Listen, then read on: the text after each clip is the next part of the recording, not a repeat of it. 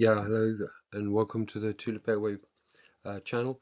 This video 32. Today we're specifically talking about ophthalmology and how the ophthalmology tulip that you see here in this picture with its longer tube and distal connector helps to improve surgical access for the surgeon and improves the recovery and the safety for the anaesthetist.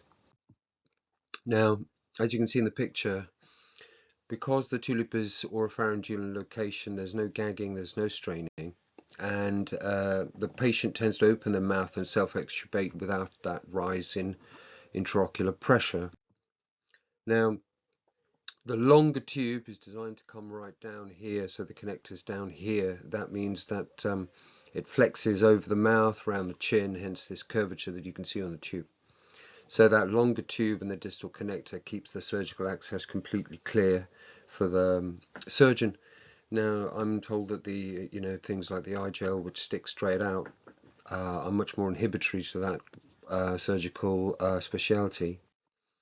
Now, that's what a tulip ophthalmology looks like, and as you can see, the longer tube, distal connector, but the cuff part is exactly the same as a normal tulip, airtight cuff in the oropharynx.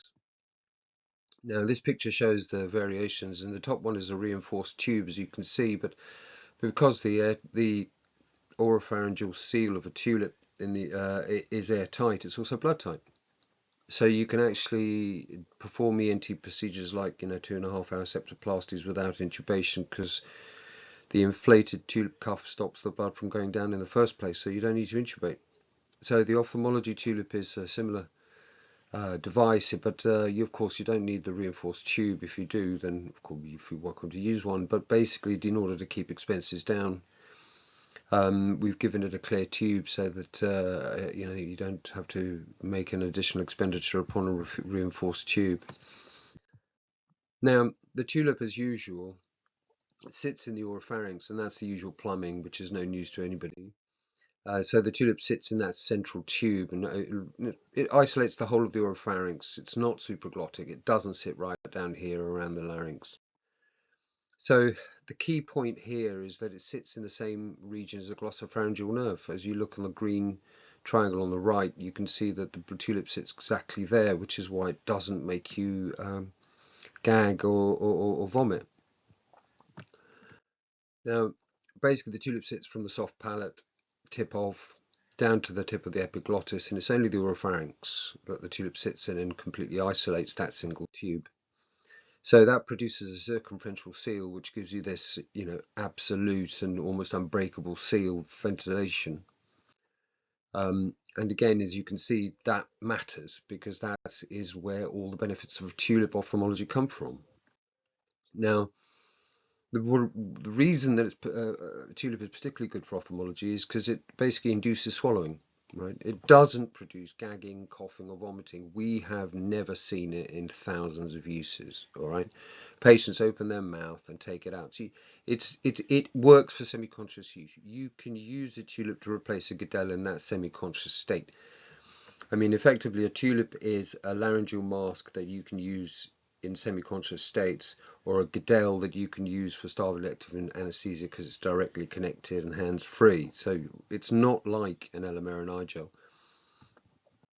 So this self-extubation and semi-conscious use I've discussed in video 28. Now you'll forgive me for not using the recovery video, which is on the YouTube channel. It's a recovery video 2.1 of a lady who's self-extubating. Every time I use that video, YouTube just completely suppresses my video because it's distressing content. This is medical. But basically in video 28, we'll go through the how semi-conscious airway management is managed with a tulip, and recovery is semi-conscious airway management, isn't it? So the benefits of tulip is you don't get any gagging. There's no vomiting, and you leave the patient alone until they pull it out themselves.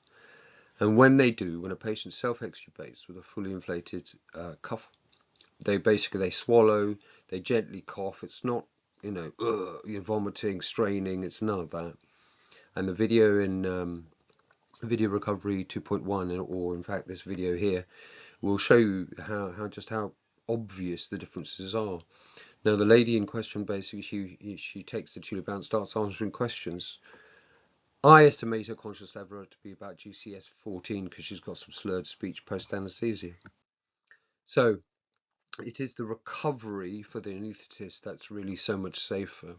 Now with LMAs, in my experience, people bite and they strain, and oh blimey, I'm going to pull your teeth out, you're obstructed, you could vomit.